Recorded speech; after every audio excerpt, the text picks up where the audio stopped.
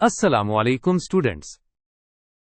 इस क्वेश्चन में हमसे पूछा गया है कि एक एन साइडेड रेगुलर पॉलीगॉन के हर इंटीरियर एंगल को मालूम करने का फॉर्मूला क्या है।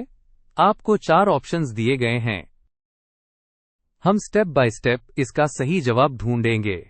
स्टेप 1 में हमारा मकसद समझना है। सवाल है एक रेगुलर एन साइडेड पॉलीगॉन के ईच यानी हर एक इंटीरियर एंगल की वैल्यू निकालने का फॉर्मूला। याद रखें, रेगुलर पॉलीगॉन का मतलब ऐसी शेप जिसकी तमाम साइड्स और तमाम एंगल्स बराबर हों। और का मतलब है इस पॉलीगॉन की साइड्स की तादाद। ओके, स्टेप 2 में हम एक अहम फॉर्मूला याद करेंगे। किसी भी एन साइडेड पॉलीगॉन के तमाम इंटीरियर एंगल्स का मजमुआ या सम मालूम करने का फॉर्मूला है open parenthesis n-2 close parenthesis multiplied by 180 degrees, जैसा कि आप स्क्रीन पर देख सकते हैं। अब सवाल यह है कि यह फॉर्मूला काम क्यों करता है।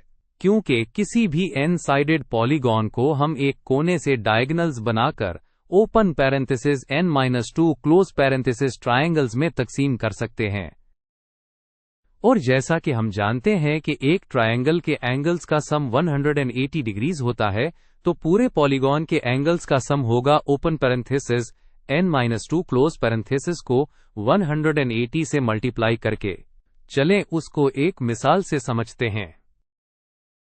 हम एक पेंटागन लेते हैं जिसकी 5 साइड्स होती हैं, तो यहां n की वैल्यू 5 होगी। फॉर्मूला के मुताबिक हम इसे open parenthesis n-2 close parenthesis यानी open parenthesis 5-2 close parenthesis equals to 3 triangles में डिवाइड कर सकते हैं।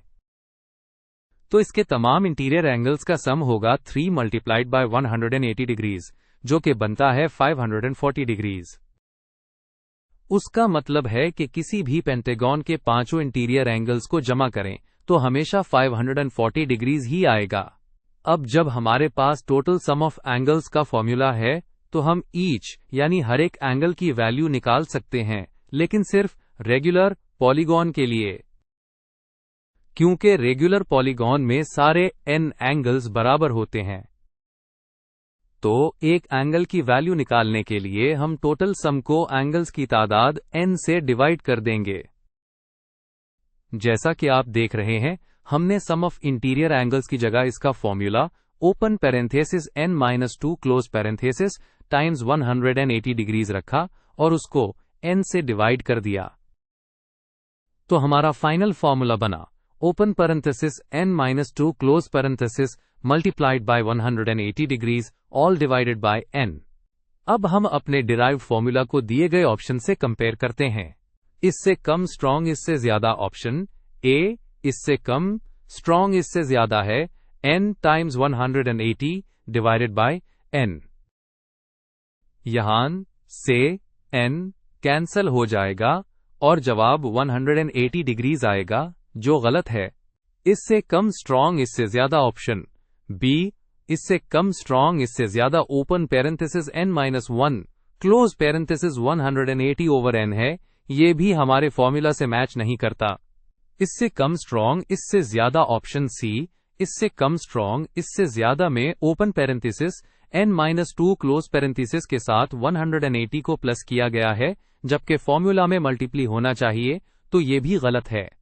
इससे कम स्ट्रॉन्ग इससे ज्यादा ऑप्शन डी, इससे कम स्ट्रॉन्ग इससे ज्यादा है open parenthesis n-2 close parenthesis times 180 divided by n। ये बिल्कुल वही फॉर्मूला है जो हमने स्टेप 4 में डिराइव किया था, इसलिए ये हमारा करेक्ट आंसर है। तो हम इस नतीजे पर पहुंचते हैं कि एक रेगुलर एन साइडेड पॉलीगॉन के हर एक इंटीरियर एंगल को कैलकुलेट करने का सही फॉर्मूला है open parenthesis n-2 close parenthesis multiplied by 180 degrees divided by comma n। और ये हमारे ऑप्शन डी से मैच करता है।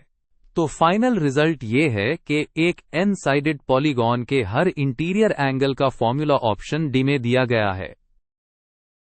उम्मीद है आपको ये कॉन्सेप्ट अच्छी तरह समझ आ गया होगा।